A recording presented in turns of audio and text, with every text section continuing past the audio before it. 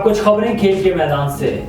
Serbia کے بین الاقوامی شورائے آفاق tennis star عالمی نمبر 1 اور ایونٹ کے ٹاپ سیڈڈ نوواک جوکووچ اور یونان کے نامور tennis star master open tennis tournament میں مردوں کے سنگلز مقابلوں کے پری کوارٹر فائنل راؤنڈ میں پہنچ کے اے ٹی پی کے زیر اہتمام ماسٹرز اوپن ٹینس ٹورنامنٹ کے دلچسپ مقابلوں کا سلسلہ فرانس کے دارالحکومت پیرس میں جاری ہے۔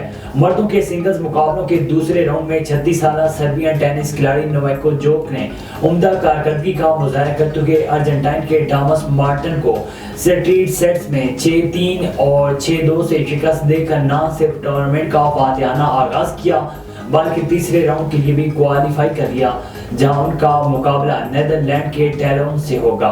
پنجاب سپورٹس بورڈ نے ایشین پیرا گیمز میں گولڈ میڈل حاصل کرنے کے لیے حیدر علی کے لیے 20 لاکھ روپے انعامی رقم کا اعلان کر دیا۔ نگران وزیر کھیل پنجاب وہاب ریاض نے سوشل میڈیا سائٹ ایکس پر ایک پیغام میں لکھا کہ حیدر، ہمیں آپ پر فخر ہے، آپ کی کامیابی پاکستان کی ایتھلیٹس کے لیے متاثر کن ہے۔ حیدر علی نے پیرا اولمپکس کے ڈسکس تھرو کے مقابلے میں گولڈ میڈل اپنے نام کیا تھا۔ اس سے قبل حیدر علی ٹوکیو اولمپکس میں پاکستان کے لیے سونے کا تمغہ بھی جیت چکے ہیں۔ بھارت میں جاری آئی سی سی کرکٹ ورلڈ کپ کے 34ویں میچ میں آج افغانستان اور نیدرلینڈز میں جوڑ پڑے گا۔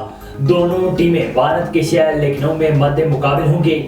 میچ پاکستانی وقت کے مطابق دوپہر 1:30 بجے میدان میں اتریں گی۔ افغانستان اور نیدرلینڈز کی ٹیمیں میگا ایونٹ میں اب تک اپنے 6 میچز کھیل چکی ہیں، جن میں سے افغانستان 3 میں فاتح رہی جبکہ 3 میں اسے شکست کا سامنا کرنا پڑا۔ نیدرلینڈز 6 میں سے صرف 2 میچوں میں ہی فتح سے ہمکنار ہوئی اور 4 میں شکست کھانا پڑی۔